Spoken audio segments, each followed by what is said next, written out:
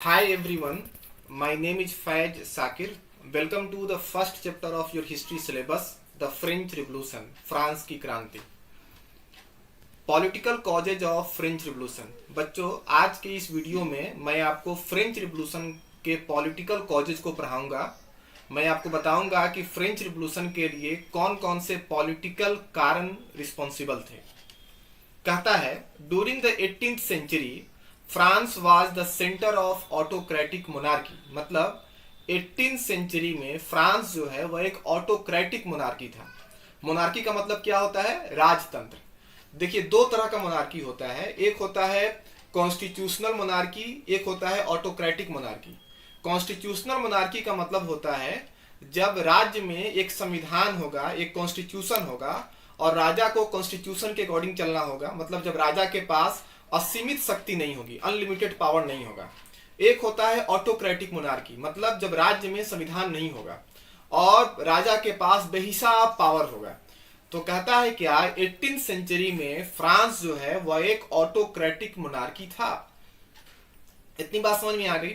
The French monarchs has unlimited power. कहता है क्या, जो फ्रांस के जो राजा जो थे उनके पास बेहिसाब ताकत था, बेहिसाब शक्तियां थी.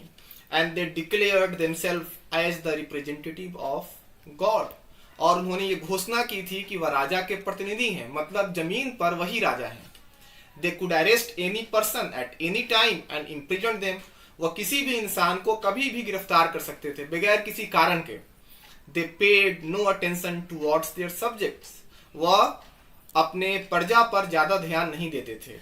उनका ध्यान जो है वह प्रजा के ऊपर नहीं होता था.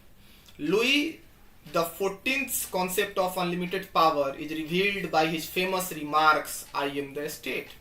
कहता है कि देखिए, राजा के पास इतनी ज्यादा शक्ति थी, इसका पता आपको लुई द 14th के एक स्टेटमेंट से लगेगा, जिसमें लुई द 14th ने कहा था आई एम द स्टेट, मतलब मैं ही राज्य हूं.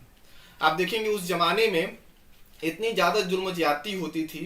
सपोज कीजिए कि अगर किसी के खेत में मुर्गी चली गई और जो है सपोज कीजिए कि आपका मुर्गी है और वह दूसरे के खेत में चली गई, तो इतने पर भी आपको फांसी की सजा हो सकती थी. इतना ज्यादा जो है आप कह सकते हैं कि फ्रांस में जो है लॉलेसनेस था. After Louis the 15th, Louis the 16th ascended the throne of France. कहता है कि लुई द 15th के बाद लुई द 16th जो है वो फ्रांस का राजा बना. During that period the economic condition of France became week. कहता है कि जो है इस दौरान जो है वो फ्रांस की आर्थिक स्थिति और ज्यादा खराब हो गई. Louis the 16th was an innocent and simple man. कहता है कि लुई द 16th जो है वह एक निर्दोष इंसान था, एक सिंपल इंसान था, एक मासूम इंसान था.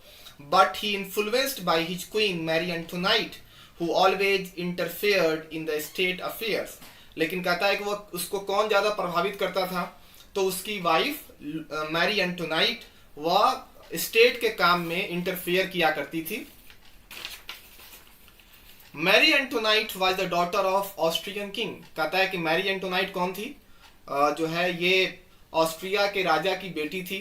ऑस्ट्रिया के राजा की सबसे छोटी बेटी थी, सबसे खूबसूरत बेटी थी, और ये वाइफ थी लुई द 16th की. तो कहने को तो लुई द 16th राजा था, लेकिन स्टेट का एडमिनिस्ट्रेशन जो है वो आप देखेंगे कि मैरी एंटोनाइट ही किया करती थी. She always felt proud as she was the daughter of Austrian king. कहता है कि उसको हमेशा इस चीज का फक्र रहता था, हमेशा इस चीज का उसको गर्व रहता था कि वो ऑस्ट्रिया के राजा की बेटी है. सी सोड seed of the French revolution. कहता है कि फ्रांस की क्रांति की बीज जो है उसी ने बोई थी. यानी कहा जाता है कि अगर मैरी एंटोनाइट नहीं होती तो फ्रांस की क्रांति नहीं होती. आप देखेंगे जब लोग जो है वो भूख से तड़प रहे थे, जब लोग जो है पेरिस के सड़कों पर रोटी के लिए एहतजाज कर रहे थे, प्रोटेस्ट कर रहे थे, जो है उस वक्त आप जो है वर्साइल पैलेस में जो है रोज रात को रंगीन जो है आलीशान पार्टियां हुआ करती थी. एक बार क्या हुआ कि लोग जो है प्रोटेस्ट कर रहे थे सड़क पर.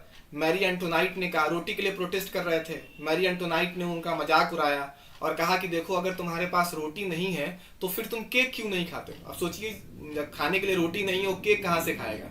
तो एक तरह से उसने जो है मजाक बनाया. जो है वो बहुत ज्यादा खर्च किया करती थी. Thus, the autocratic monarchy defective administration, extravagant expenditure form the political cause of the French revolution.